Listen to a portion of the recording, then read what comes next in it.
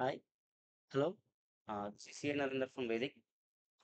Welcome back to our vision classes. ఈ వీడియోలో మనం internal reconstruction for CA inter students revise చేసుకున్నాం. ఇంకోటి ఏంటంటే ఏదైతే నేను నోట్స్ మీకు రివైజ్ చేయడం కోసం వాడుతున్నానో ఆ నోట్స్ ఎవరికైతే కావాలనుకుంటున్నారో వాళ్ళు ఏం చేయొచ్చు, నేను ఈ వీడియో డిస్క్రిప్షన్లో టెలిగ్రామ్ లింక్ ఇస్తాను. సో మీరు అక్కడ వెళ్ళి డౌన్లోడ్ చేసుకోవచ్చు. లేదా మనకి Vedic for CA CMA CS అనే యాప్ ఉంది. సో మీరు అక్కడ వెళ్ళి కూడా డౌన్లోడ్ చేసుకోవచ్చు. ఓకేనా. Internal reconstruction. Meaning of the term reconstruction is to rebuild or rearrange the company. మీకు ఒక చిన్న స్టోరీ చెప్తున్నాను అసలు. ఇంటర్నల్ రీకన్స్ట్రక్షన్కి ఒక చిన్న స్టోరీ మాట్లాడుతున్నాను. ఫర్ ఎగ్జాంపుల్ మనం ఒక కంపెనీ పెట్టినాం, ఒక 10 years అయింది అనుకుందాం. సో కంటిన్యూస్గా ఒక 10 years నుంచి లాస్ట్లే వస్తున్నాయి కంపెనీకి. బట్ ప్రాఫిట్స్ అనేది రావట్లేదు. కానీ ఆ ఈక్విటీ షేర్స్ అంటే ఎవరైతే ఓనర్స్ ఉన్నారో వాళ్ళకి ఏం నమ్మకం ఉందంటే కంపెనీని ఇంకొక 2 years మనం రన్ చేయగలిగితే కంపెనీకి ఫ్యూచర్‌లో చేతి నిండా కాంట్రాక్ట్స్ ఉన్నాయి. ఫర్ ఎగ్జాంపుల్ మనం కాంట్రాక్ట్ బిజినెస్ అనుకుందాం. మనకు ఒక 2 ఇయర్స్ అయిపోతే చేతి నిండా మనకు కాంట్రాక్ట్స్ ఉంటాయి. సో కాంట్రాక్ట్స్ ఉంటే మనం ఏమైతది? సో కాంట్రాక్ట్ చేసుకుంటాం, రెవెన్యూ వస్తుంది. అంటే ప్రాఫిట్స్ వచ్చేస్తుంది మనకి ఆఫ్టర్ 2 ఇయర్స్. ఒక 2 ఇయర్స్ మనం ఏం చేయాలి? మేనేజ్ చేయాలి కంపెనీని. సో మనం ఏం చేస్తామంటే కంపెనీకి రిలేటెడ్ ఎవరైతే స్టేక్ హోల్డర్స్ ఉంటారో వాళ్ళందరిని పిలుస్తాం మనం. వాళ్ళందరిని పిలిచి ఒక మీటింగ్ పెడతాం. మీటింగ్ పెట్టి ప్రతి ఒక్కరికి ఎక్స్‌ప్లెయిన్ చేస్తాం. అసలు మన కంపెనీ ఏ పొజిషన్‌లో ఉంది? అసలు ఎంత లాస్‌లొస్తున్నాయి? లాసులు కాకుండా ప్రాఫిట్ 2 ఇయర్స్‌లో ఎలా రాబోతుందని చెప్పి మనం ఏం చేస్తామంటే కంప్లీట్‌గా మన స్టేక్ హోల్డర్స్‌కంతా ఒక ఇన్ఫర్మేషన్ ఇచ్చేస్తామనమాట. కంపెనీ ఇలా జరుగుతుంది, ఇలా అవుతుంది కంపెనీ అని చెప్పి. అయితే ఇప్పుడు ఎందుకు పిలిచిన వాళ్ళంటే కంపెనీ పొజిషన్ చెప్పేసినాం. ప్లస్ ఇప్పుడు గనక ఎవరైతే స్టేక్ హోల్డర్స్ ఉన్నారో కంపెనీకి వాళ్ళందరూ కంపెనీ ఏం చేస్తుంది? హెల్ప్ అడుగుతుంది. ప్రతి ఒక్కరు కొంత హెల్ప్ చేయాలి కంపెనీకి. ఈక్విటీ షేర్ హోల్డర్స్ కావచ్చు, ప్రిఫరెన్స్ షేర్ హోల్డర్స్ కావచ్చు, డిబెంచర్స్ కావచ్చు, క్రెడిటర్స్ కావచ్చు, గవర్నమెంట్ ఇంకెవరైనా కావచ్చు. స్టేక్ హోల్డర్స్ ఉంటే కంపెనీకి రిలేటెడ్ ఉన్న ప్రతి ఒక్క పర్సన్ ఏం చేయాలి? ఇప్పుడు కంపెనీకి హెల్ప్ చేయాలి.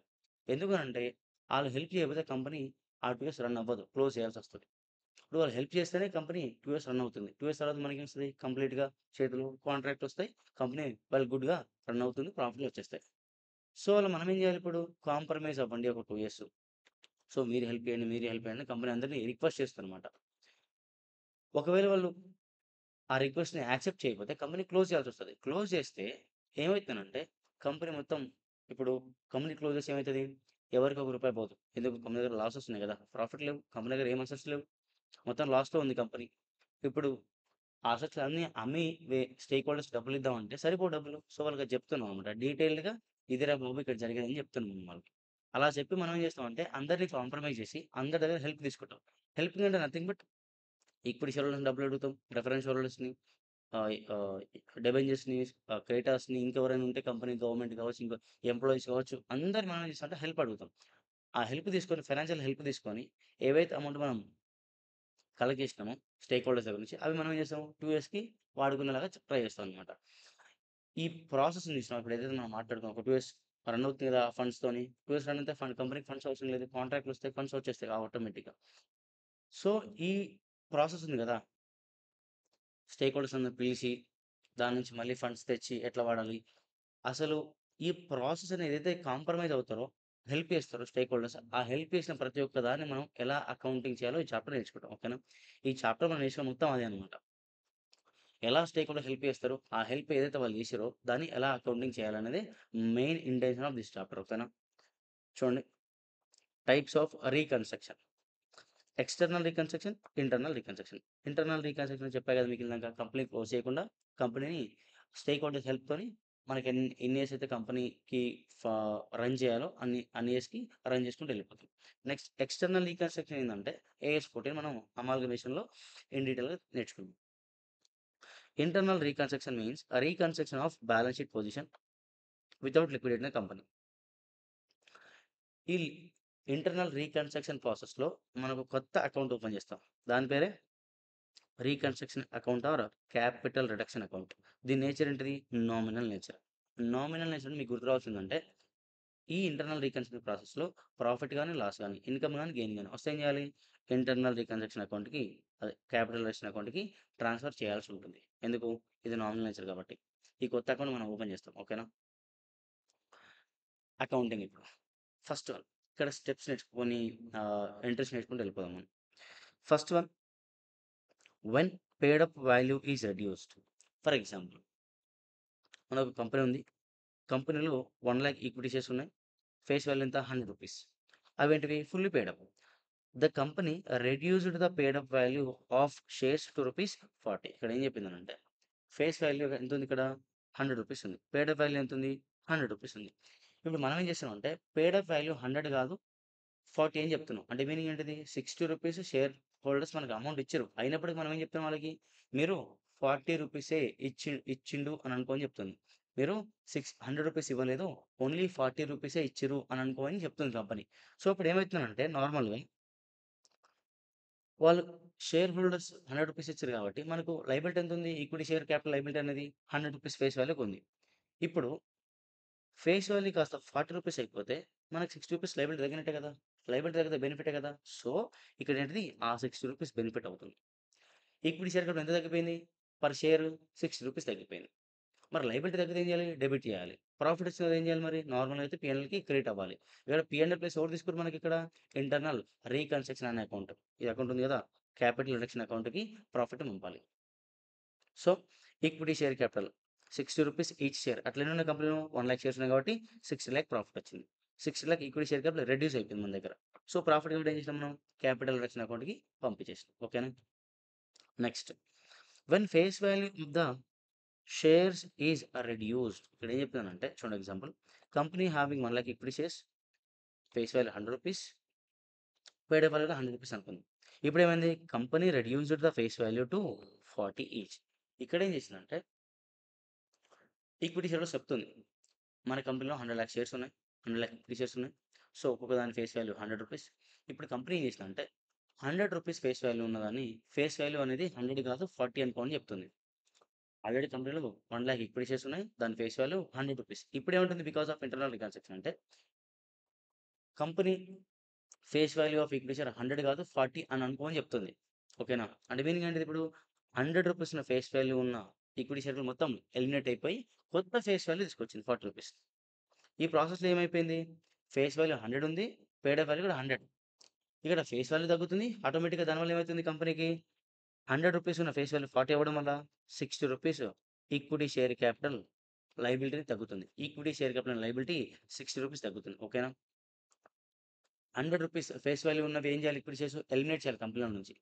మీకు గుర్తుంటే కంపెనీలో డిఫరెంట్ ఫేస్ వాల్యూ ఉన్న ఈక్విటీ షేర్స్ ఉంటాయి. For example 10 rupees face value ఉండొచ్చు. కొన్ని షేర్స్‌కి 50 ఉండొచ్చు. కొన్ని షేర్స్‌కి 100 ఉండొచ్చు. 1000 ఏదైనా ఉండొచ్చు. అంటే different class of equity shares ఉండొచ్చు. దాని ఫేస్ వాల్యూ 100 ఉండొచ్చు. 10 ఉండొచ్చు. ఒకటే కంపెనీలో 100 రూపీస్ ఉన్న ఫేస్ వాల్యూ ఉన్న ఈక్విటీ షేర్స్ ఉండొచ్చు. 1000 రూపీస్ ఉండొచ్చు. 50 ఉండొచ్చు. 10 ఉండొచ్చు. ఇప్పుడు ఏమైతుందంటే 100 రూపీస్ డినామినేషన్ ఉన్న ఈక్విటీ షేర్ మొత్తం క్యాన్సిల్ చేసి పడేయాలి. కొత్తవి. కొత్త ఫేస్ వాల్యూ మనం అనుకున్నాం గదా! ఆ ఫేస్ వాల్యూని కొత్తగా ఈక్విటీ షేర్ క్యాపిటల్ అనుకోని అకౌంటింగ్ చేయాల్సొస్తది. ఓకేనా? ఇక్కడ 2 అకౌంటింగ్. ఒకటి elimination of face value of equity share 100 and giving rebirth to 40 rupees face value of equity share. ఈ మధ్యలో ఏమైంది మనకి? 60 రూపీస్ ప్రాఫిట్ వచ్చింది. అంటే 60 రూపీస్ ఈ ఫేస్ వాల్యూ తగ్గడం వల్ల 60 రూపీస్ కంపెనీకి ఈక్విటీ షేర్ క్యాపిటల్ లయబిలిటీ తగ్గిపోయింది. అది ప్రాఫిట్ కదా! ఆ అకౌంట్ కూడా చేయాలి. 2 accounting. Old equity share capital face value 100 ఉన్నదాన్ని ఎలిమినేట్ చేసినాం. లయబిలిటీ తగ్గింది మొత్తం కంప్లీట్‌గా. మొత్తం ఎలిమినేట్ చేయాలి బుక్‌లో నుంచి. అసలు ఇది కనబడకూడదు. ఈ డినామినేషన్ ఉన్న ఈక్విటీ షేర్ క్యాపిటల్ మొత్తం వెళ్ళిపోయింది. కొత్తగా ఏమొచ్చింది ఇప్పుడు? New equity share capital of rupees 40.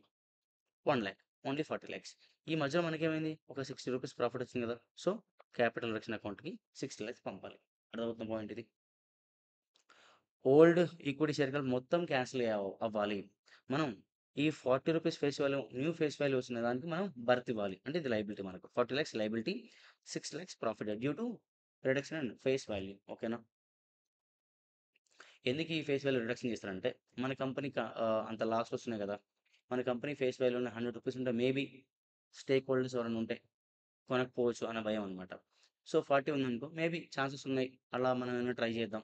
So, 40 rupees మనం ఫేస్ వాల్యూ రెడ్యూస్ చేయడం వల్ల కొత్త ఇన్వెస్టర్స్ ఏమన్నా పర్చేజ్ చేసే అవకాశం ఉందని చెప్పి చిన్న ట్రయల్ అనమాట ఇది. ఓకేనా? Notes for every 2 points. Point number A, point number B ఏం జరిగిందో చూద్దాం. If question is silent regarding whether the reduction is in face value or paid up value assume it is reduction in face value. అంటే ఏందంటే క్వెషన్‌లో మీరు గమనిస్తే వాడు reduction in equity share capital అంటాడు. రిడక్షన్ అని చెప్తాడు గానీ, రిడక్షన్ ఇన్ ఫేస్ వాల్యూఆ, రిడక్షన్ ఇన్ పేడ్ వాల్యూ చెప్పడు. క్వెషన్‌లో ఏమి చెప్పకపోతే అదేమనుకోవాలి మనం? రిడక్షన్ ఇన్ ఫేస్ వాల్యూ అనుకోని ఆ అకౌంటింగ్ చేయాలి. ఒకవేళ వాడు చెప్తే చెప్పినట్టు. చెప్పకపోతే ఏమనుకోవాలి? రిడక్షన్ ఇన్ ఫేస్ వాల్యూ అనుకోని అదే అకౌంటింగ్ చేయాల్సొస్తది. ఓకేనా? Number of shares remain same in above point A and B. Amount will be changed. మీరు పైన 2 పాయింట్లు ఏ పాయింట్, బి పాయింట్ మీరు చెక్ చేసుకుంటే నంబర్ ఆఫ్ షేర్స్ ఏమి ఇంక్రీజ్ అవ్వలే, డిక్రీజ్ అవ్వలే. బట్ అక్కడ ఏమైతుందనంటే అమౌంట్ చేంజ్ అవుతుంది. ఫస్ట్ కేస్‌లో ఏమైంది? 6,00,000 reduction in equity share capital and లయబిలిటీలో 6,00,000 రిడక్షన్ అయింది. ఇక్కడ సేమ్ 6,00,000 రిడక్షన్ అయింది. అమౌంట్ అనేది చేంజ్ అవుతుంది. Point number A, point number below. But total number of shares అనేవి అన్నే ఉంటున్నాయి.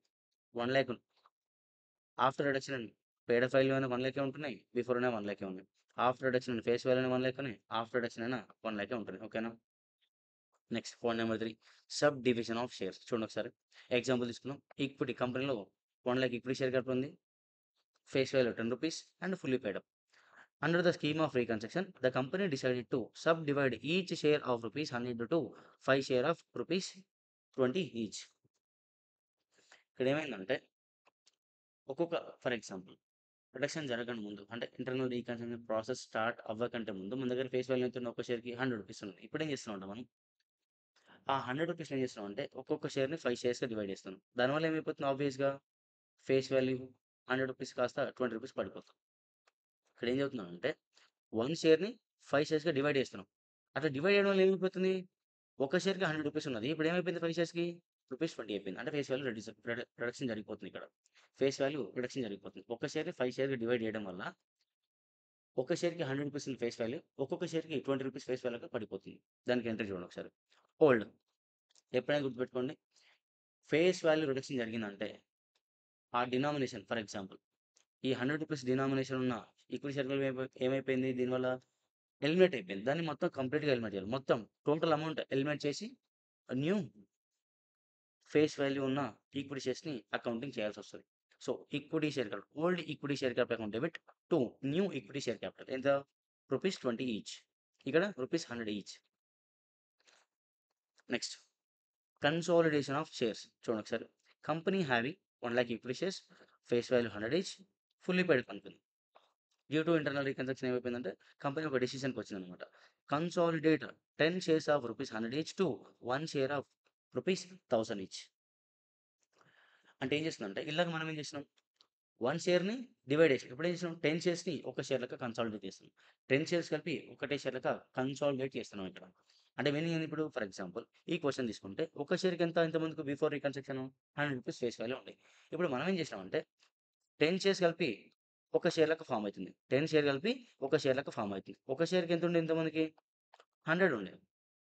ఇప్పుడు 10 షేర్స్ కలిపి ఒకటే అయితే ఏమైతుంది? ఒక షేర్‌కి 1000 రూపీస్ ఫేస్ వాల్యూ వచ్చేస్తుంది. అంటే ఏమైపోతుంది ఇక్కడ? ఇక్కడ ఏమైనా ఫేస్ వాల్యూ రిడక్షన్ జరుగుతుంది. Reduction in face value. ఓకేనా? ఎంటర్ చూడండి. Old equity share capital of rupees 100 each. Eliminate అయిపోయి 2 equity share capital of rupees 1000 ఈచ్‌కి మనం ఎంట్రీ పాస్ చేస్తున్నాం. ఓకేనా? Note for point number C and D.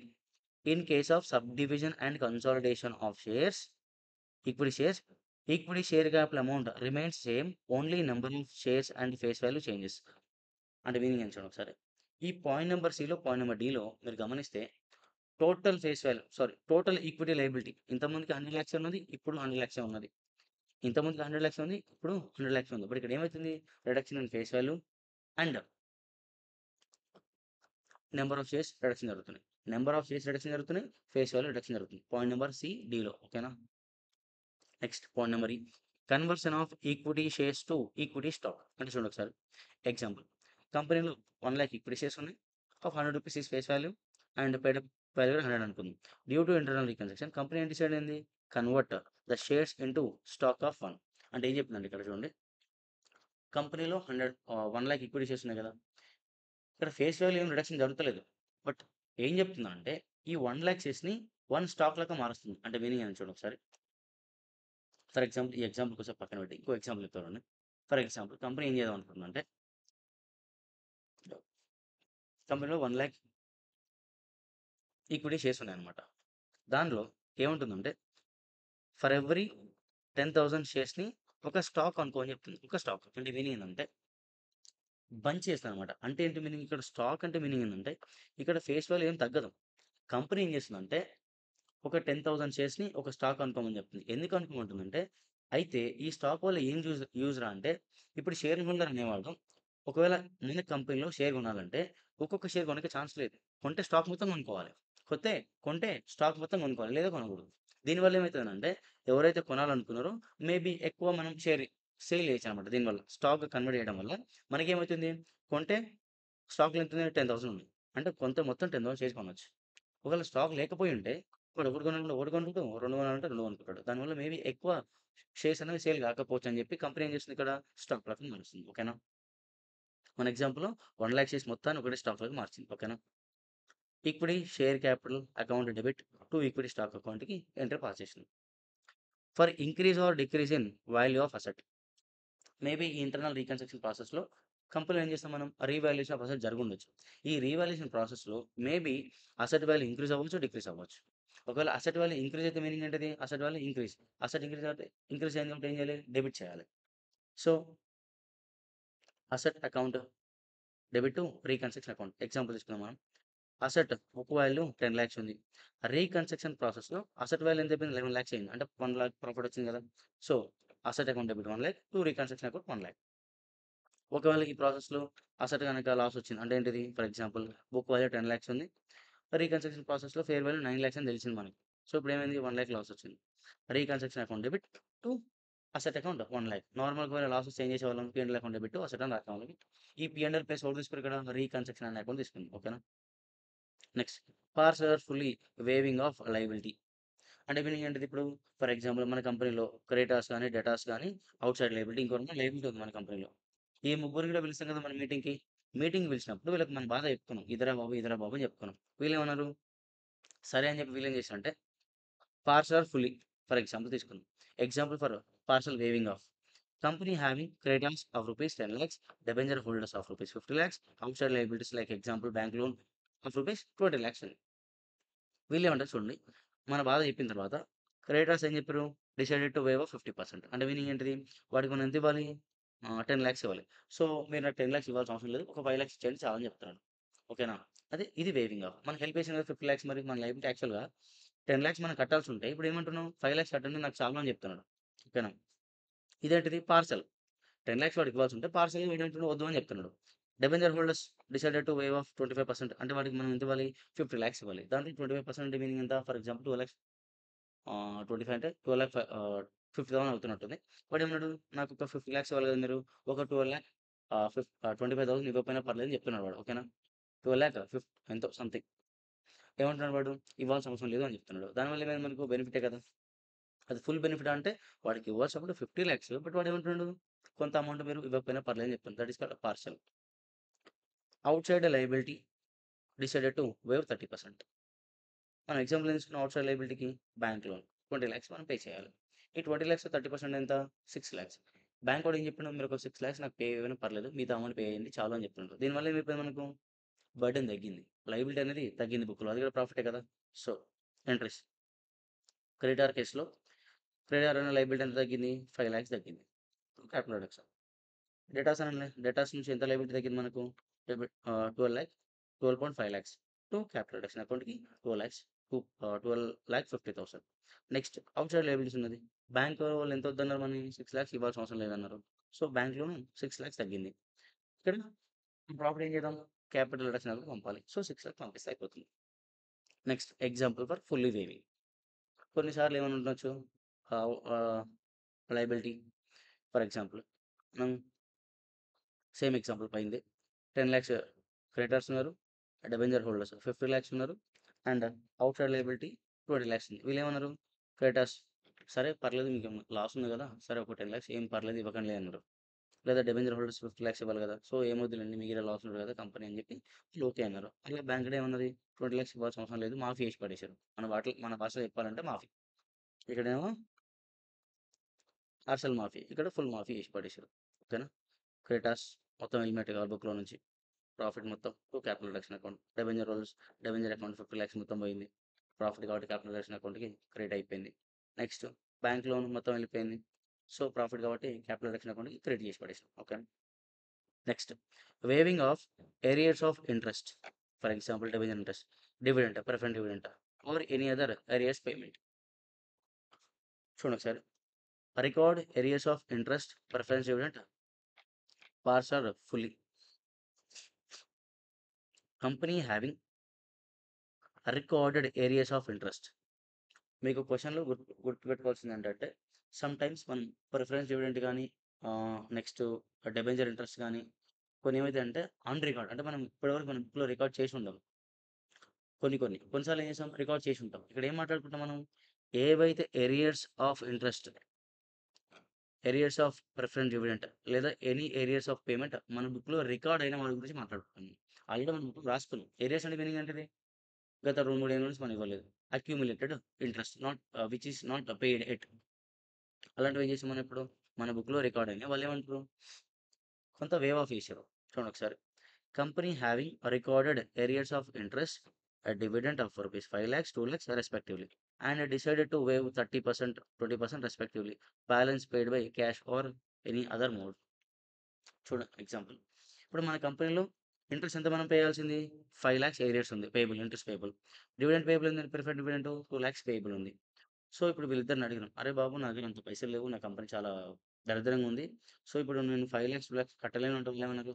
సరేరా బాబు, ఇక నువ్వు ఇట్లా అంటున్నావు కదా అని చెప్పి డిబెంచర్ క్లోజ్ ఏం చేశారు, 30% ఇంట్రెస్ట్ మాఫీ చేసి పడేశారు.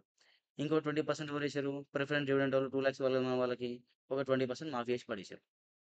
మిగతా బ్యాలెన్స్ ఉంటుంది కదా మరి, మాఫీ అయిన అమౌంట్ ఉంటుంది కదా, అదేం చేసాం మనం, ఐదర్ త్రూ క్యాష్ అయినా పే చేసుకోవచ్చు, లేదా ఇంకా ఇతర వే ఆఫ్ మోడ్ అంటే ఏంటిది, ఈక్విటీ షేర్స్ ఇచ్చి సెటిల్మెంట్ చేయొచ్చు, ప్రిఫరెన్స్ షేర్స్ ఇవ్వచ్చు, డిబెంచర్స్ ఇవ్వచ్చు, లేదా ఇంకేమన్నా అసెట్స్ ఉంటే అసెట్స్ ఇవ్వచ్చు. ఎట్లయినా మనం ఏం చేయొచ్చు, రీపేమెంట్ చేయొచ్చు. ఎగ్జామ్ ఎంట్రీ చూడండి, ఏరియాస్ ఆఫ్ ఇంట్రెస్ట్కి, arrears of interest account 5 lakhs to capital reduction, ఇది మాఫీ అయిన అమౌంట్ మన ప్రాఫిట్. మరి మిగతా ఏం చేస్తాం మనం, 3.5 lakhs క్యాష్ అని ఇవ్వచ్చు, బ్యాంక్ అని ఇవ్వచ్చు, ఈక్విటీ షేర్ ఇవ్వచ్చు, ప్రిఫరెన్స్ షేర్, డిబెంచర్, ఎట్లైనా సెటిల్మెంట్ చేయొచ్చు. ఓకేనా, క్వశ్చన్లు ఎట్లా ఇస్తే అట్లా వేయాలి మనం. Next, areas of preference dividend. Areas of preference dividend ఎంత, మన బుక్లో 2 lakhs ఉంది. దాంట్లో మనం మాఫీ ఎంత చేశారు, 40,000 మాఫీ, మన ప్రాఫిటే కదా, ప్రాఫిట్ని క్యాపిటల్ రిడక్షన్ అకౌంట్ పంపించుకున్నాం. మిగతాది మరి 1.6 lakhs ఇవ్వాలి కదా వాళ్ళకి, మనం ఎట్లా ఇవ్వచ్చు, ఐదర్ క్యాష్ అని ఇవ్వచ్చు, బ్యాంక్ ఇవ్వచ్చు, లేదా ఈక్విటీ షేర్ కలిపి సెటిల్ చేయొచ్చు, ప్రిఫరెన్స్ షేర్ కలిపి ఇవ్వచ్చు, లేదా డిబెంచర్స్ ఏదైనా ఇవ్వచ్చు, సెటిల్మెంట్ చేసుకోవచ్చు. ఓకేనా, ఇక్కడ ఏంటిది, మాఫీ అనేది మొత్తం మాఫీ అయ్యలేదు, కొంత మాఫీ చేశారు. ఇక్కడ ఏంటిది, ఫుల్ మాఫీ, మొత్తం మాఫీ చేసి పడేశారు. Arrears of interest account debit 5 lakhs to capital reduction. Arrears of dividend account debit 2 lakhs to capital reduction account మొత్తం. ఇక్కడ చూడండి, unrecorded arrears of interest preferred dividend. ఇక్కడ ఏం మాట్లాడుతున్నాం వెళ్ళాక, ఏరియాస్ ఆఫ్ ఇంట్రెస్ట్ డివిడెంటే, అదేంటిది ఆల్రెడీ మన బుక్లో రికార్డ్ అయి ఉన్నాయి.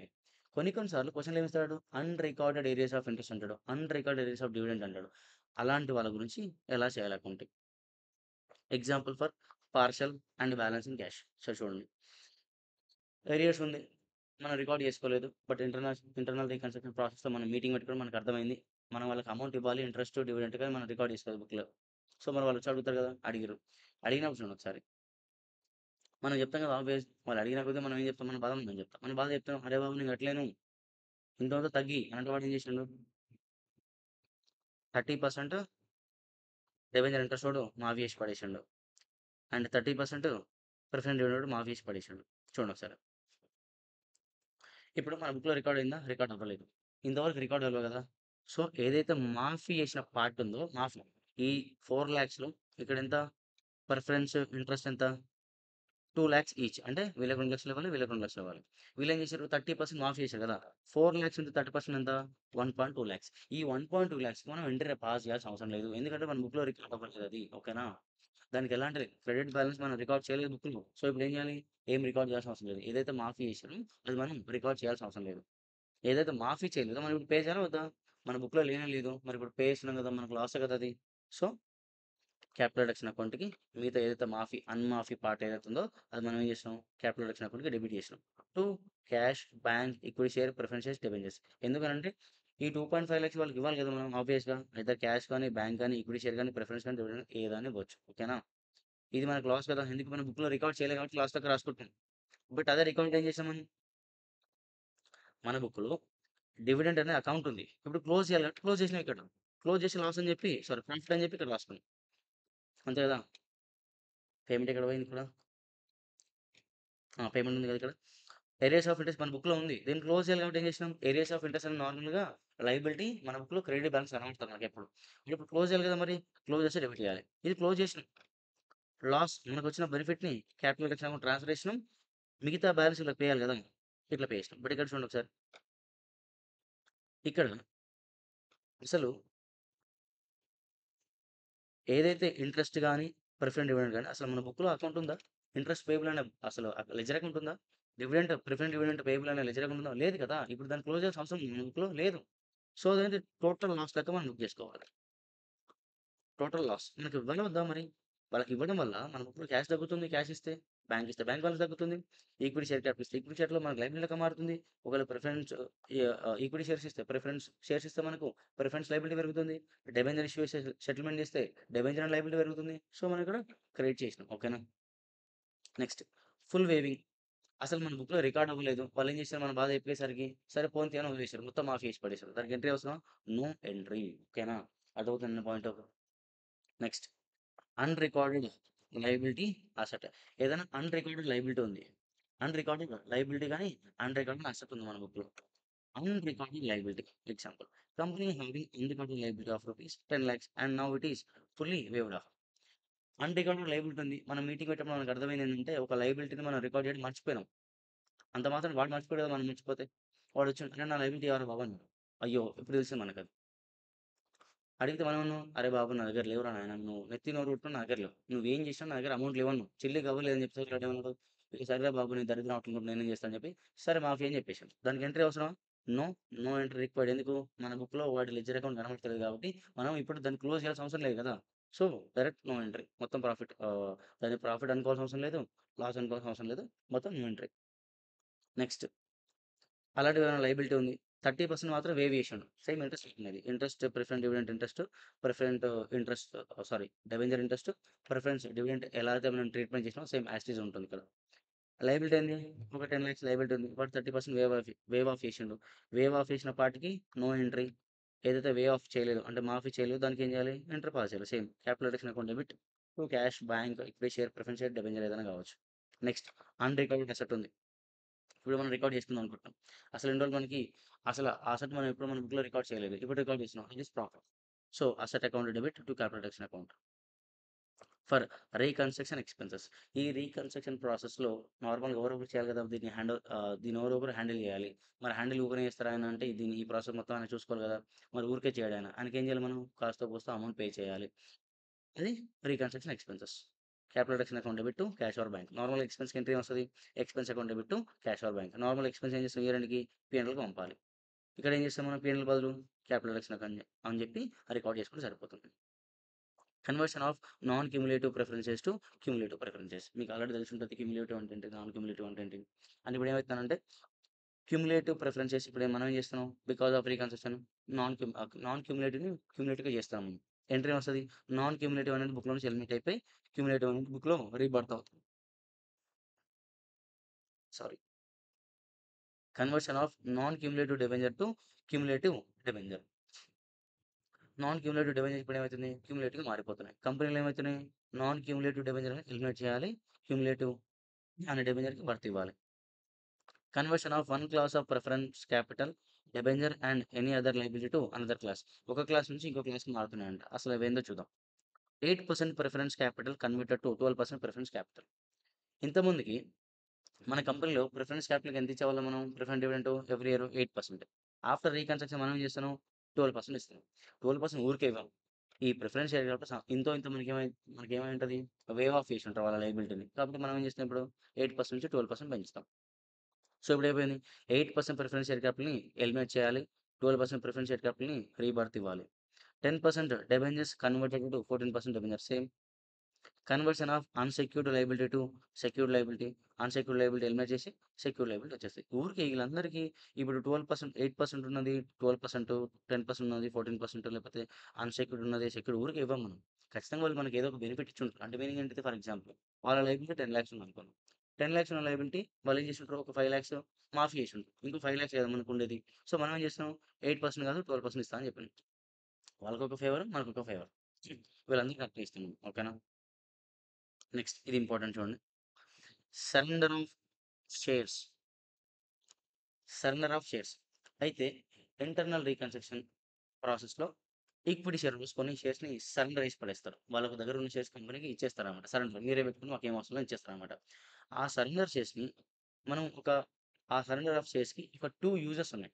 ఒకటేంటిది ఏవైతే షేర్స్ సరెండర్ అయ్యాయో దాన్ని ఏం చేసి మనం రీఇష్యూ టు సెటిల్ లయబిలిటీ. ఏదైనా కంపెనీలో లయబిలిటీ ఉంది. దాన్ని మనం సెటిల్‌మెంట్ చేయడం కోసం ఏవైతే షేర్స్ సరెండర్ అయినాయో అవేం చేసి మనం రీఇష్యూ చేసుకోవచ్చు. లేదా క్యాన్సిల్ చేసుకోవచ్చు. ఓకేనా? చూద్దాం. At the time of surrender of shares, we cannot find out the profit derived to the company. Share surrender అయిన రోజు మనకు షేర్ సరెండర్ వల్ల సరెండర్ ఆఫ్ షేర్స్ వల్ల ఎంత ప్రాఫిట్ వచ్చిందో మనం ఫైండ్ అవుట్ చేయలేము అని చెప్తున్నాడు. ఎందుకు ఫైండ్ అవుట్ నేను ఎగ్జాంపుల్ తీసుకొని చెప్తాను చూడండి ఒకసారి. On surrender of shares we derive profit based on the usage of surrender shares. Share surrender అయిన రోజు ప్రాఫిట్ తెలవదు. మరి ఇప్పుడు షేర్ సరెండర్ అయిపోయింది. మనకు ప్రాఫిట్ వచ్చిందా? అసలు ఏంది అని తెలవాలంటే ఏం చేయాలి? ఏదైతే సరెండర్ షేర్స్ మనం వాడుకోవచ్చు కదా! షేర్ సరెండర్ అయినవి మనం వాడుకున్నప్పుడు తెలుస్తది. ఈ యూజ్‌కి దీనికోసం వాడుకున్నామా? దీనికోసం వాడుకున్నామా అంటే డిపెండ్స్ అది. ఈ ఈ పర్పస్‌గా వాడితే మనకు ప్రాఫిట్ తెలుస్తది. ఈ పర్పస్‌గా వాడినప్పుడు కొంత ప్రాఫిట్ తెలుస్తది. సరే మీకు అర్థం కాకపోవచ్చు. బట్ నేను ఎగ్జాంపుల్ తీసుకొని చెప్తా చూడండి. Example for selling of shares. కంపెనీలో 1,00,000 ఈక్విటీ షేర్స్ ఉన్నాయి. సో, షేర్ హోల్డర్స్ ఏం చేశారంటే ఒక 50,000 షేర్స్‌ని సరెండర్ చేసి పడేశారు. సరెండర్ చేసిన రోజు ఎంట్రీ వస్తది చూడండి ఒకసారి. ఈక్విటీ షేర్ క్యాపిటల్ మనకేమైతది ఆబ్వియస్‌గా 50,000 ఈక్విటీ షేర్స్ ఒక లయబిలిటీ రెడ్యూస్ అయిపోతది. సో, రెడ్యూస్ చేసారు. మరి ఇప్పుడు ఎక్కడ పంపాలి? మనకు ప్రాఫిట్ వచ్చిందా? రాలేదు. ప్రాఫిట్ ఎందుకు రాలేదో చూద్దాం. బట్ రాలేదు కదా మనకి. సో, మనం ఏం చేయాలి ఇప్పుడు? టు క్యాపిటల్ రిడక్షన్ అకౌంట్ రాసుకోకూడదు. సో, ఏం చేయాలి మనం ఇక్కడ? షేర్ సరెండర్ అకౌంట్‌కి ట్రాన్స్‌ఫర్ చేసుకున్నాం 50,00,000. నో ప్రాఫిట్ కాబట్టి నో క్యాపిటల్ రిడక్షన్ అకౌంట్ రాలేదు. Can be used for ratio to settle the liability కావచ్చు. మనకి లయబిలిటీ ఉంది. క్రెడిటార్స్‌కి, ప్రిఫరెన్స్ షేర్ హోల్డర్స్‌కి, డిబెంచర్స్‌కి ఎనీ అదర్ లయబిలిటీకి మనం సెటిల్‌మెంట్ కోసం ఇవి వాడుకోవచ్చు. ఫర్ ఎగ్జాంపుల్ చూద్దాం. Company having creditors of rupees 10,00,000, preference capital of 10,00,000, debentures of 10,00,000 have settled through ratio of share surrender. ఇప్పుడు మనకు ఉన్న ఈ 3 టైప్స్ ఆఫ్ లయబిలిటీస్ ఉన్నాయి కదా! మనం వీళ్ళని సెటిల్‌మెంట్ చేద్దాం అనుకుంటున్నాం. Through issue of surrender shares. For creditors reissued 7,000 shares. For preference share holders 10,000 shares. For debenture holders 12,000 shares. ఇక్కడ 10,000, 7,000, 12,000 షేర్స్ ఇచ్చి సెటిల్‌మెంట్ చేసినాం. సరే ఒక చిన్న ఎగ్జాంపుల్ మాట్లాడుకుందాం. సరే చూడండి. ఇప్పుడు మనం ఎంత సరెండర్ చేసినాం? ఒక 50,000 షేర్స్‌ని మనం సరెండర్ చేసినాం. దాని వాల్యూ ఎంత? 50,00,000. ఇట్లా షేర్ సరెండర్ చేయడం వల్ల మనకేమైతుందనంటే కంపెనీలో ఈక్విటీ షేర్ క్యాపిటల్ అనే లయబిలిటీ రెడ్యూస్ అయిపోయింది. ఎంత? 50,00,000 అంతేనా? ఇది మొత్తం ప్రాఫిటా? లాసా అని మనకు తెలీదు. మనకు ప్రాఫిట్ ఎగ్జాక్ట్‌గా 50,00,000 అని తెలవదు. ఫర్ ఎగ్జాంపుల్ చూద్దాం. అయితే ఒక 10,00,000 మనం ఎవరికివ్వాలి? క్రెడిటార్స్‌కివ్వాలి. మనం ఎంత ఇవ్వాలి? క్రెడిటార్స్‌కి ఒక 10,00,000 ఇవ్వాలి. అయితే మనం ఏం చేసినామంటే 50,000 షేర్స్‌లో నుంచి ఒక హ్మ్. 7,000 షేర్స్ ఇచ్చినామనుకుందాం. దీని వాల్యూ ఎంత? 7,00,000.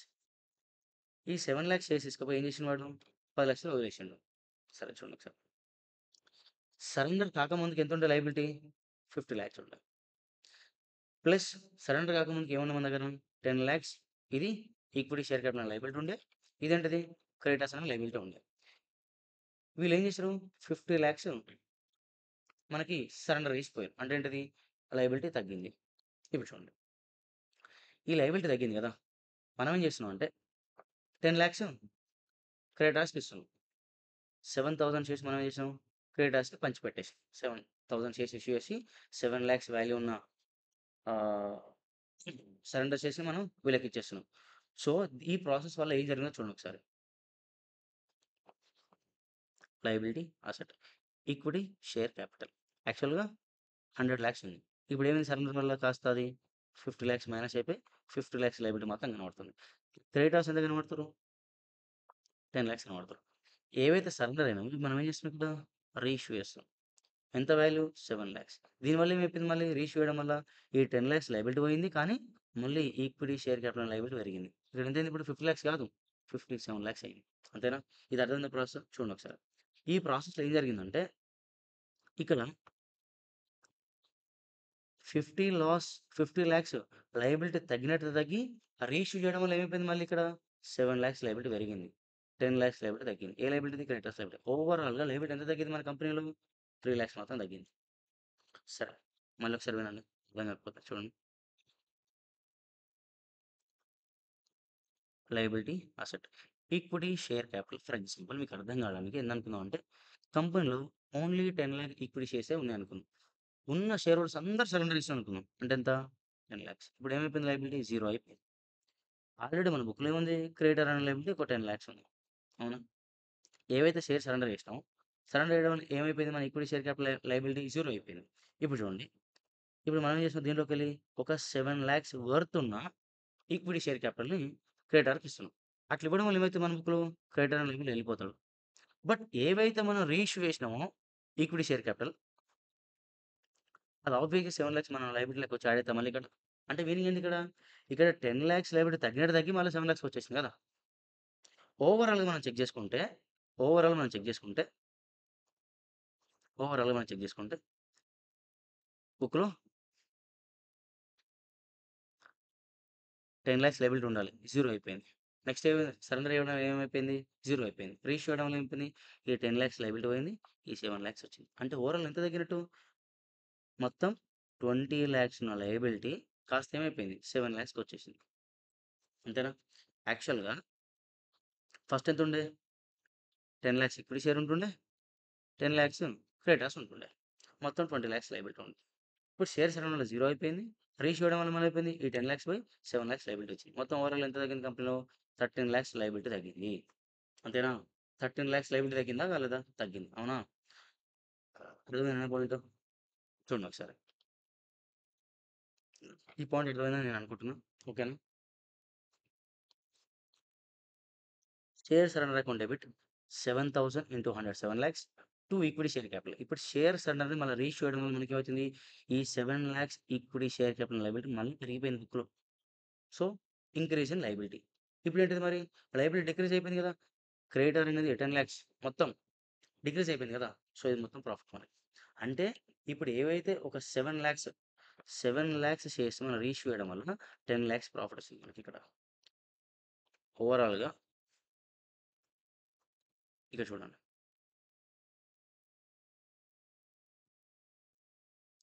10,00,000 లయబిలిటీ తగ్గినట్టు తగ్గి 7,00,000 పెరిగింది. ఈ 7,00,000 పెరగడం వల్ల ఏమైపోయింది కంపెనీలో ఇంకొక 10,00,000 లయబిలిటీ పడిపోయింది. అంటే మీనింగ్ ఏంటిది? 7,00,000 లయబిలిటీ రైజ్ అయింది. 10,00,000 లయబిలిటీ పడిపోయింది. మొత్తం ఓవరాల్ నెట్ ప్రాఫిట్ ఎంత? 3,00,000. అర్థమైందని నేను అనుకుంటున్నా. చూడండి ఒకసారి. ఇక్కడ ఓవరాల్‌గా మనకి ఎంత ప్రాఫిట్ వచ్చింది? 10,00,000 మొత్తం ప్రాఫిట్ వచ్చినట్టు. 10,00,000 మొత్తం ప్రాఫిట్ వచ్చింది. 7,00,000 లయబిలిటీ పెరిగింది. 10,00,000 లయబిలిటీ పోయింది. Next preference share holders. Next point number B. Share holders account. Share surrender account debit. వాళ్ళకి ఎంత ఇచ్చాం మనం? 10,000 షేర్స్ ఇచ్చినాం. సో, 10,00,000 లయబిలిటీ పెరిగింది. సో, ఈక్విటీ షేర్ క్యాపిటల్ పెరిగిపోయింది. ప్రిఫరెన్స్ లయబిలిటీ 10,00,000 10,00,000 వెళ్ళిపోయింది. ఓకేనా?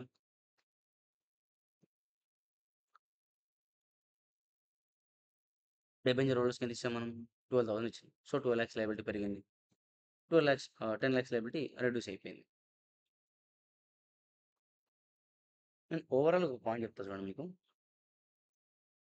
ఓవరాల్‌గా ఒక పాయింట్ చెప్తాను నేను మీకిక్కడ. టోటల్ మన బుక్‌లో ఎంత కనబడుతున్నాయి? 50,00,000 షేర్ సరెండర్. ఈ 50,00,000 షేర్ సరెండర్‌లో మనం ఏం చేసామంటే చూడండి ఒకసారి. 7,000 డిబెంచర్‌కి ఇచ్చేసాం. 10,00,000 వాల్యూ ఉన్న డిబెంచర్‌కి ఇచ్చేసినాం. ఇక్కడ ఏం చేసినాం? ఒక 10,000 ఎవరికి ఇచ్చినాం ఇక్కడ? డిబెంచర్ 12,000 ఇచ్చినాం. అది ఇక్కడ ఏంటిదది? క్రెడిటార్స్‌కి 7,000 ఇచ్చినాం. క్రెడిటార్‌కి ఎంత ఇచ్చినాం? 7,00,000 ఇచ్చినాం. దాని వాల్యూ ఎంత ఉంటే 10,00,000 ఉండే. ఇక్కడ 10,00,000 ఇచ్చినాం. దాని వాల్యూ 10,00,000 ఉన్నది. 12,00,000 ఉంటే 10,00,000 ఇచ్చినాం. ఓకే. 10,00,000 ఇచ్చేసినాం. వాళ్ళ వాళ్ళ ఎవరికిది? ఇది క్రెడిటార్స్‌కి. ఇది క్రెడిటార్స్‌కి. ఇది డిబెంచర్‌కి. ఎంత ఇచ్చేసినాం? 10,00,000 వాల్యూ ఉంటే 10,00,000 వాల్యూ ఇచ్చేసినాం. ఇక్కడ ఏం చేసినాం? 12,000 ఇచ్చేసినాం. ఎవరికి? ప్రిఫరెన్స్‌కు సంథింగ్ వరకు ఇచ్చినాం. ఇక్కడ ఎంత ఉన్నది? వాళ్ళ 10,00,000 ఉన్నది. ఇప్పుడు 7 + 12 10 + 12 ఎంత అయితున్నాయి ఇప్పుడు? 42 27 29,000 వెళ్ళిపోయినాయి బుక్‌లో నుంచి. ఇంకెంత మిగిలింది ఇక్కడ? రీఇష్యూ చేయకపోవడం వల్ల 21,000 మిగిలిపోయింది. చూడండి ఒకసారి. 21,000 మిగిలిపోయింది. ఓవరాల్‌గా చూడండి ఒకసారి. ఇప్పుడు కంపెనీలో ఎంత లయబిలిటీ పోయింది చూద్దాం ఒకసారి. ఈ లయబిలిటీ వెళ్ళిపోయింది. దీనివల్ల ఏమైంది? 7,00,000 లయబిలిటీ వచ్చింది. ఇది వెళ్ళిపోయింది. 10,00,000 అనే లయబిలిటీ వెళ్ళిపోయింది. 10,00,000 అనే లయబిలిటీ ఎరేస్ అయింది బుక్‌లో. ఇక్కడ ఏమైపోయింది? 12,00,000 లయబిలిటీ వెళ్ళిపోయింది. 10,00,000 లయబిలిటీ ఎరేస్ అయింది. ఇక్కడ ఏంటిది? 21,00,000 లయబిలిటీ వెళ్ళిపోయింది. 0 లయబిలిటీ ఎరేస్ అయింది. అంటే ఇక్కడ చూడు 7,00,000 10,00,000 లయబిలిటీ పోయి 7,00,000 లయబిలిటీ వస్తుంటే మీనింగ్ ఏంటిది? 3,00,000 ప్రాఫిట్. ఇక్కడ ఏంటిది? 10,00,000 లయబిలిటీ పోయింది. 10,00,000 లయబిలిటీ వచ్చేసింది. 0 ప్రాఫిట్, 0 లాస్. ఇక్కడ ఏంటిది? 12,00,000 లయబిలిటీ పోయి 10,00,000 లయబిలిటీ ఎరేస్ అయింది. 12,00,000 10,00,000 లయబిలిటీ పోయి 12,00,000 లయబిలిటీ ఎరేస్ అయిపోయింది. అంటే ఇక్కడ 2,00,000 లాస్. ఇక్కడ 21,00,000 లయబిలిటీ పోయి 0 లయబిలిటీ ఎరేస్ అయింది. అంటే 21,00,000 ప్రాఫిట్. 21,00,000 ప్రాఫిట్ ఇక్కడ, 3,00,000 ప్రాఫిట్ ఇక్కడ 0 ప్రాఫిట్, ఇక్కడ 2,00,000 లాస్. ఓవరాల్‌గా షేర్ సరెండర్ వల్ల మనకి ఎంత ప్రాఫిట్ వచ్చిందిరా నాయనా అంటే 21,00,000 ప్లస్ 3,00,000 మైనస్ 2,00,000 అంటే మీనింగ్ ఎంత? 22,00,000 ప్రాఫిట్ వచ్చింది. ఓవరాల్‌గా షేర్ సరెండర్ వల్ల మనకు వచ్చిన ప్రాఫిట్ ఎంత? 22,00,000. ఓకేనా? అర్థమైందా పాయింట్ ఇప్పుడు? ఇది అర్థమైందని నేను అనుకుంటున్నా. బట్ రెగ్యులర్ క్లాస్ అయితే ఇంకొంచెం ఎక్స్‌ప్లెయిన్ చేసేవాడిని. ఇంకొంచెం డీటెయిల్‌గా. బట్ రివిజన్ కదా! ఇంకా టైం నేను ఎక్కువ తీసుకోలేను. చలో. Balance shares has to be cancelled. Cancel చేసిన ప్రతి ఒక్క షేర్ ఏం చేయాలి? మనకు ప్రాఫిట్ అనుకోని క్యాపిటల్ రిడక్షన్ అకౌంట్‌కి ట్రాన్స్‌ఫర్ చేయాలి. 21,00,000 లయబిలిటీ పోయింది. 0 లయబిలిటీ ఎరేస్ అయింది. కాబట్టి మొత్తం ప్రాఫిటే. Transferring of asset to settle liability. Transfer of asset to settle liability. మన దగ్గర ఒక లయబిలిటీ ఉంది. దాన్ని సెటిల్‌మెంట్ చేయడం కోసం మనకు అసెట్ ఇచ్చేసినాం. Settlement of full amount of liability transfer to 7,00,000 asset. ఇప్పుడు చూడండి మన కంపెనీలో లయబిలిటీ ఎంత ఉంది? 5,00,000 ఉంది. అసెట్ వాల్యూ 7,00,000 ఉంది. ఈ 5,00,000 లయబిలిటీ సెటిల్ చేయడం కోసం 7,00,000 అసెట్ మొత్తం ఇచ్చి పడేసినాం. చూడండి ఇప్పుడు లయబిలిటీ 10,00,000 ఎక్కింది. బుక్‌లో నుంచి 7,00,000 అసెట్ పోయింది కదా! మరి డిఫరెన్స్ ఎంత? 2,00,000 లాస్ కాబట్టి క్యాపిటల్ రిడక్షన్ అకౌంట్ ట్రాన్స్‌ఫర్ చేసి పడేసినాం. లయబిలిటీ మన బుక్‌లో ఎంత ఉంది లయబిలిటీ అంటే 5,00,000 లయబిలిటీ ఉంది. మన దగ్గర 7,00,000 వాల్యూ ఉన్న అసెట్ ఉంది కదా! అది మొత్తం ఇవ్వకుండా అందులో ఒక 4,00,000 వాల్యూ ఉన్న అసెట్ ఇచ్చేసి సెటిల్‌మెంట్ చేసి పడేసినాం. లయబిలిటీ ఏమో 5,00,000 తగ్గింది. మన బుక్‌లో అసెట్ ఎంత తగ్గింది? 4,00,000 తగ్గింది. మరి డిఫరెన్స్ ఏంటిది? 1,00,000 ప్రాఫిటే కదా! So, capital reduction account transfer చేసి పడేసినాం. After all adjustments balance in capital reduction account has to be used for. ఇవన్నీ చేసిన తర్వాత మనకు క్యాపిటల్ రిడక్షన్ అకౌంట్‌లో ఐదర్ క్రెడిట్ బ్యాలెన్సో, డెబిట్ బ్యాలెన్సో మిగిలిపోతది. ఒకవేళ క్రెడిట్ బ్యాలెన్స్ ఎక్కువ మిగిలిందనుకో అది ప్రాఫిట్. డెబిట్ బ్యాలెన్స్ మిగిలిందనుకో అది లాస్ అనమాట. సేమ్ పీ&ఎల్ లెక్కనే. బ్యాలెన్స్ ఏం చేయాలి ఇప్పుడు? క్రెడిట్ బ్యాలెన్స్ మాక్సిమం కాదు 100% క్రెడిట్ బ్యాలెన్సే మిగిలిపోతది. ఇది చేసిందే క్రెడిట్ బ్యాలెన్స్ ప్రాఫిట్ తీసుకోవడానికి కదా! ఇప్పుడు ప్రాఫిటే లేకపోతే కంపెనీ నడపలేం కదా! సో, క్యాపిటల్ రిడక్షన్ అకౌంట్‌లో ఎప్పుడైనా క్రెడిట్ బ్యాలెన్సే మిగులుతది. ఆ క్రెడిట్ బ్యాలెన్స్‌ని క్వెషన్‌లో చెప్పినా చెప్పకపోయినా మీరేం చేయాలి? Write off debit balance of profit and loss account or miscellaneous expenses ఏదైనా ఫిక్టిషియస్ అసెట్స్ ఉంటే మనం ఏం చేయాలి? రైట్ ఆఫ్ చేయాలి. Capital reduction account debit to P and L debit balance కావచ్చు లేదా మిస్‌లేనియస్ ఎక్స్‌పెన్స్ కావచ్చు. Next use capital reduction account balance as per question.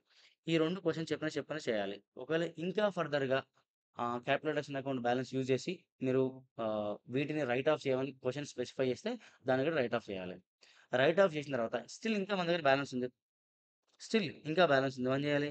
Capital reduction అకౌంట్‌లో ఉన్న బ్యాలెన్స్ మొత్తం క్యాపిటల్ రిజర్వ్ అకౌంట్‌కి ట్రాన్స్‌ఫర్ చేసి పడేయాలి. ఓకేనా? క్వెషన్‌ల అప్పుడప్పుడు కాంటింజెంట్ లయబిలిటీ ఇది మిస్‌లెనియస్ టాపిక్స్. క్వెషన్ నుంచి తీసుకొచ్చిన టాపిక్స్ అవన్నీ. కంటింజెంట్ లయబిలిటీ ఇస్తున్నాడు క్వెషన్‌లో. అంటే ఏందంటే receipt of insurance amount on behalf of contingent liability. మనం ఫర్ ఎగ్జాంపుల్ ఏంటంటే మనం కాంట్రాక్టర్ బిజినెస్ అనుకుందాం. మనం కాంట్రాక్టర్ బిజినెస్ చేస్తే మనం ఏందంటే ఆహ్, మనం మధ్యలో కాంట్రాక్ట్‌ని బ్రీచ్ చేసినాం. సో, మనకేమైతది ఆబ్వియస్‌గా పెనాల్టీ పడే ఛాన్సెస్ ఉన్నాయి. అయితే ఇలాంటివేవో ఫ్యూచర్‌లో రాబోతాయని చెప్పి మనం ముందు ముందు ఏం చేసినామంటే ఫ్యూచర్‌లో వచ్చే కంటింజెంట్ లయబిలిటీకి మనం ఇప్పుడు ఇన్సూరెన్స్ పాలిసీ తీసి పెట్టుకున్నాం. ఫ్యూచర్‌లో ఇప్పుడు మనం ఏం చేసినాం ఇన్సూరెన్స్ పాలిసీ తీసి పెట్టుకున్నాం. సో, మనం అనుకున్నట్టు ఏమైంది? కాంటింజెంట్ లయబిలిటీ ఎరేస్ అయిపోయింది. కాంటింజెంట్ లయబిలిటీ వచ్చేసింది. సో, ఈ కాంటింజెంట్ లయబిలిటీకి మనకింత ఇన్సూరెన్స్ కంపెనీ నుంచి మనకు అమౌంట్ వచ్చిందనమాట. అమౌంట్ వస్తే ఏంటిది? Bank or cash for example. Contingent liability 10,00,000 అనుకుందాం. మనం కట్టాల్సిన అమౌంట్. బట్ పాలిసీ అమౌంట్ ఎంత? 12,00,000 అనుకుందాం. మనకు 12,00,000 వచ్చేసింది. సో, మనకొచ్చిందెంత? 2,00,000 ప్రాఫిటే కదా! సో, క్యాపిటల్ రిడక్షన్ అకౌంట్‌కి 2,00,000 పంపిస్తే అయిపోతుంది. బ్యాంక్ వర్క్ క్యాష్ 12 lakhs, మనకు వచ్చిన పాలసీ కాంటింజెంట్ లయబిలిటీ ఎంత 10 lakhs మనకు కట్టాల్సిన కాంటింజెంట్ లయబిలిటీ. ఇప్పుడు మనకు ఒక 2 lakhs మిగిలిపోయింది profit. Payment to contingent liability in cash or bank. Contingent liability వెళ్ళిపోతుంది పేమెంట్ చేస్తే, సో క్యాష్ ఆర్ బ్యాంక్ వచ్చేస్తుంది. Create bad debt provision for bad debt on debtors trade receivables. It is indication of decrease in value of debtors trade receivable. కొన్నిసార్లు ఏం చేస్తారంటే మనం already మాట్లాడుకున్నాం decrease in asset, increase in అసెట్కి ఏం చేయాలని చెప్పి.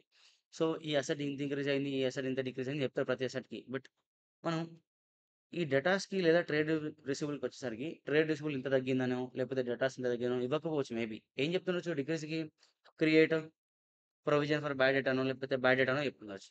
ఇప్పుడు బ్యాడ్ డేట్ అయినా ప్రొవిజన్ ఫర్ బ్యాడ్ డేట్ అనే మీనింగ్ ఏంటిది?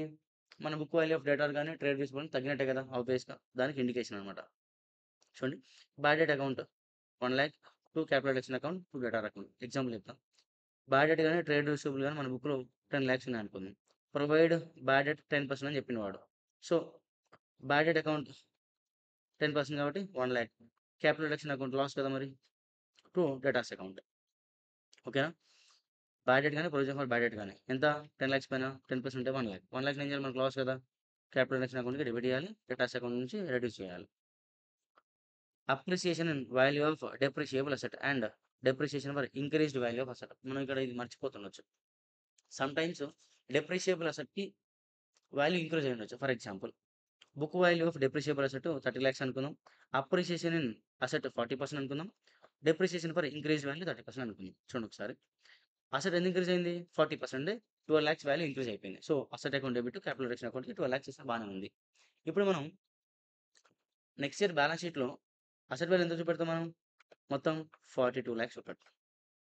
ఆల్రెడీ మనం ఏం చేసి ఉంటాం, ఈ 30 lakhsకి డెప్రిసియేషన్ చేసి ఉంటాం. మరి 12 lakhsకి అప్రిసియేషన్ వచ్చింది కదా, మరి దీనికి ఏం చేయాలి మనం ఇప్పుడు? డెప్రిసియేషన్ ఛార్జ్ చేయాలా వద్దా? అడిషనల్ డెప్రిసియేషన్ ఛార్జ్ చేయాలి. So capital account debit only increased వాల్యూకే మనం డెప్రిసియేషన్ చేసి ఉండకపోయి ఉంటాం.